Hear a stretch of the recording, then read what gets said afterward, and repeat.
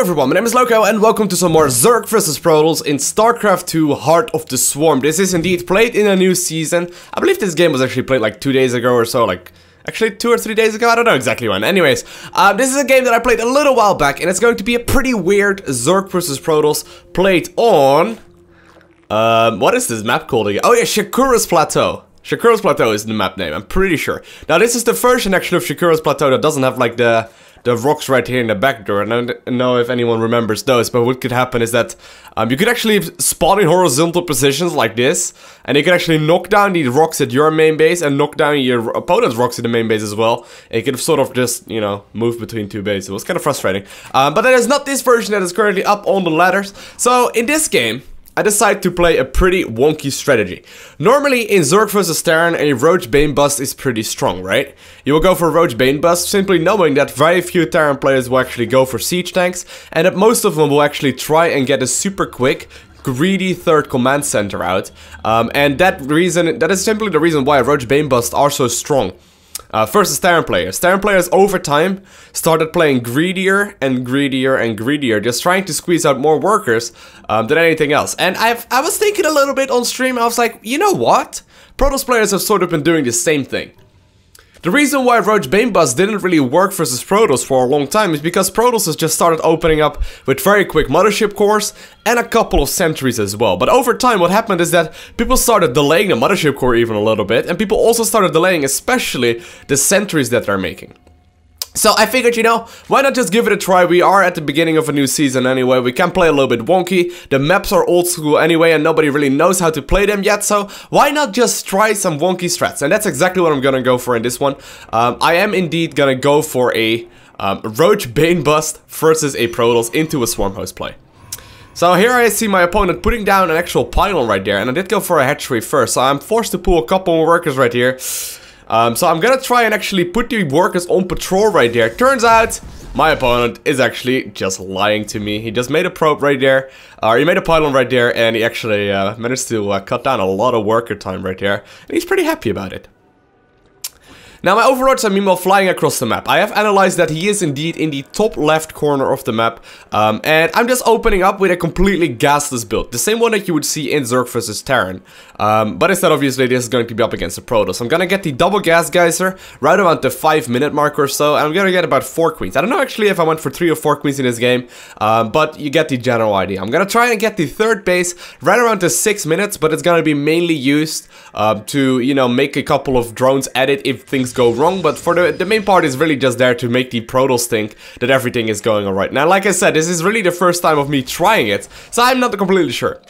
Checking out the main base, however, right there, I did notice that he went for a Forge fast expand. The Nexus was still finishing up right there, and you can see that the Forge was down. So, all in all, me pulling the drones from my main base and starting to attack that pylon right there was not the worst choice, because he definitely did plan on making the cannons, because there's really no reason why he wouldn't. So, you know, he probably ended up delaying maybe his Nexus a little bit, I don't know exactly, but he definitely could have cannon rushed me in the end. I guess he just decided not to after seeing the amount of drones that I already had down on low ground. If anyone wondering, it takes about 3 drones to effectively kill a building cannon. So when a cannon is building, you need 3 drones to quickly take it out. If you want to take it out really quickly, you need 4. So having like 10 drones in the mineral line already is obviously going to be very... It will make it very simple to stop a cannon rush right here. Anyways, that's a couple minutes ago. I'm gonna be starting the double gas right there at the 5-minute mark, a little bit after it. Gonna be injecting with my new queen. Yeah, turns out I went for 3 queens in total right here. And I am just droning up. Gonna go for a third base pretty shortly. Now on this map especially, making a third base is kind of tricky, because where do you take it? Do you take it up here? You know, having the risk of all the way walking in between those bases with queens, because queens aren't really gonna go over there. Or are you really going to expand towards this choking area where your opponent can easily cut you off and like zone you out with force boots and whatnot? So on this map I'm not completely sure, I've never been completely sure when to take the third base, and I've been delaying it a little bit because of that. I do decide to take it up there because I am expanding a little bit further away from my opponent, and I do have a queen dedicated to creep spreading, so I figured, alright, it should be okay up there. And I do start my Roach Warren right here, and I'm also going to be starting my Baneling Nest up in the main base, so I can start my Roach Bane Bust. very soon I will start making a couple overlords. There we go, the overlords already went down. And I'm gonna start saving up minerals, and I'm gonna start saving up gas. Now I am still gonna be scouting. I'm just gonna be playing this out like a normal Zerg versus Protoss. Only I'm gonna be making the Banelings that get hard countered a little bit by sentries. So I'm checking right here, I'm like, alright, there's no sentries to be seen anywhere just yet. I see the 7-minute mark double gas going down in the natural, sort of indicating to me it is very likely to be like, you know, some higher tech play. And I do see a bunch of zealots moving across the map right now in the top corner. Now I know for a fact that I'm not gonna have units out in time. I just simply will not. So I'm gonna have to cancel that third base. There's just no way I'm gonna be able to defend it. But I'm gonna be starting up a ton of roaches right now. The roaches are obviously meant to be running across the map, and I'm gonna be using the Zerglings as a reinforcement. Also gonna retake the third base at the other location instead. Looks like my opponent got a bit greedy and he decided to not go home with these zealots, so I will be able to pick those up for pretty much free, which is really nice. And I'm just gonna target fire them down just like that right now, and I'm gonna follow up my roach army with Zerglings that I will be morphing in on the other side of the map. Now, as you can see on the production tab, I am currently not aware of this. I actually don't think I spotted it, did I? I don't even know where the Dark Shrine is. Is it right there? Yeah. I have not seen the Dark Shrine. So, you know, my opponent is gonna go for Dark Templars, which means that he should be able to, technically speaking, stop my units. However, obviously, if you just blow up the wall and you reinforce with Zerglings, Zealots do kill, or, what are they called? Dark Templars do kill them quite quickly, but really not quickly enough, because Zerglings just outrun them. So, here we go. I'm morphing in a couple of units right here. Morphing actually quite a couple of them, and I'm gonna try and target fire down this base. Now, as you can see, my opponent made a big wall off, and I do see the Dark Templars right now. Gonna tech up to a lair as soon as I can, at least I should be, and I'm gonna try and get in here.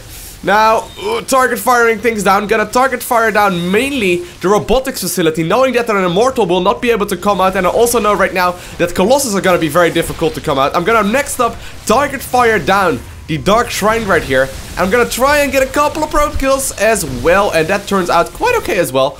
So far in total 10 workers went down. Now I don't know exactly if my opponent managed to warp in any of the Dark Templars. Let's have a quick look at the unit tab. Yeah, he does have two TDTs right there warping in against my army, but right now he's gonna have to try his very best to stop me from basically just straight up killing him. Now, for whatever reason, I actually stopped target firing down the Dark Templars, or the Dark Shrine. I think now, look at it a little bit better. If I would have done that, I would have won straight up right here. However, I don't realize it. I don't realize that the Dark Shrine is still up, and I'm just gonna try and take the guaranteed damage. That is something you always need to keep in mind in StarCraft. Sometimes you can target fire down a hatchery, and sometimes you can actually target fire down a base. But most of the time, going for the guaranteed damage, such as killing drones and probes and whatnot, is actually a smarter thing to do. Now, I am gonna end up denying, or he's gonna end up denying my other third base once more, but I did manage to hide a couple of Zerglings in the main base that I'm currently morphing into Banes. I do have an Overlord over his main mineral line as well, however, and I, by the way, already realized that I'm gonna have to give up that base, because, you know, he has a Dark Templar in there, and he managed to kill my detection. Lair was a little bit late, but here we go. I'm gonna be running in these Banelings very shortly, still waiting a little bit longer, trying to be as patient as possible, and here we go.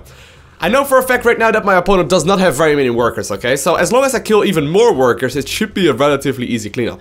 Now, so far, when I'm looking at this, I actually deem this whole aggression, this whole thing, playing Roach Baneling Zergling, it's actually really successful. Right now, it is 26 workers killed for my opponent, which is more than a full base. And meanwhile, at the same time, you know, I did end up losing my third base because I sort of was bad. And I didn't end up killing the opponent's Dark Shrine, which I could have done as well. And I think I could have just straight up won right there. But all in all, definitely something I'm gonna try and practice even more, because these new maps generally have a pretty bad third base to take, or the old map rather. The new map pool has a pretty bad third base to take in most situations, and I think playing an aggressive build off of two bases is gonna take you a whole lot further. And so far, I've tried this for a couple of games, and every single time it seems to work out quite well. Not quite as well as against the Terran though. As against the Terran, you can just sort of straight up kill him and then just sort of leave.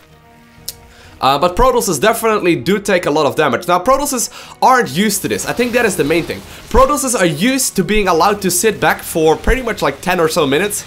And they are used to them allowing, you know, the decision making of the Zerg player. Instead, what this build focuses on, obviously, is forces the Protoss player to, you know, actually respond accordingly to what he is seeing from the Zerg player. and that's just something else that you normally don't really see. Now, I do have my third base just about to finish up again. I actually already have a third base, I don't even realize that at this point. And I'm actually gonna go for Hydras for a second, but I do decide to actually switch it up, because I think swarm hosts are absolutely amazing. Now, on this map in particular, if you have the chance to try it out versus Protoss, definitely try out swarm hosts on this map. The map is very flat. You have a lot of, you know, a lot of pretty tight engagements, and most of the time you actually can just sort of zone out a Protoss completely, even with like 10 or so swarm hosts only. Now, I am gonna use my corrupt, or my, what is it even called? The contamination right there on top of the forge. I thought I could also put it down on the robotics facility right there. Turns out I can't. Now I can. And I'm gonna start the Enduring Locust upgrade. I'm also starting some upgrades right now in my evolution chambers, and I'm starting up the 4 infestors, the 4 swarm hosts.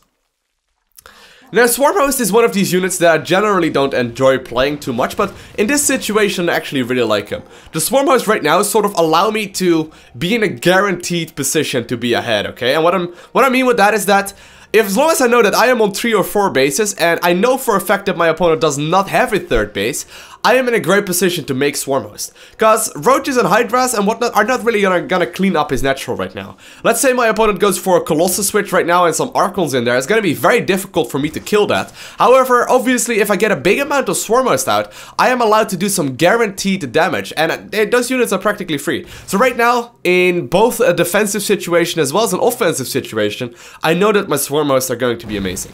Now, at this point, my opponent still is not taking a third base, so I know, alright, he is definitely gonna go for an all-in. He basically saved up a ton of stuff off of 2 bases. He is gonna go for an all-in. There's no way around it. So I did put up a couple of spine crawlers also in the middle part of the map, just to zone him out and just to give myself a little bit more time. And at the same time, I'm producing more and more swarm hosts, and I'm just trying to rally in these locusts. Now, locusts do an insane amount of damage. However, if I run my Zerglings into the Archons, I am still pretty much dead. So I'm individually controlling my Zerglings right here to go behind the army, and I'm trying to basically do as much damage as I possibly can. Do manage to clean up quite a bunch, and I'm gonna try and target fire down the Archons. Meanwhile, a new wave of the Locust is gonna come in right now, and it is dealing a ton of damage. Now, still though, my opponent is having a lot of stuff, and the Swarm Hosts are giving me the edge that I eventually need to finish this off. So, you know, in the end, this all came down from a Roach Baneling bust versus a Protoss player. Very uncommon strategy. At the very least, to me, it is something that I personally never ever do, and I think it worked out pretty damn well. So I'm gonna be trying out a bunch more because of the new maps and because the maps, you know, don't really give you an easy third base to take. So if you enjoyed this video, hit that like button. If you're gonna try out this strategy, let me know right below in a comment and tell me how it actually went, because I'm very curious. And other than that, I want to thank you guys all for watching. Have an amazing day. Do not forget to smile, and I'll see you in the next one.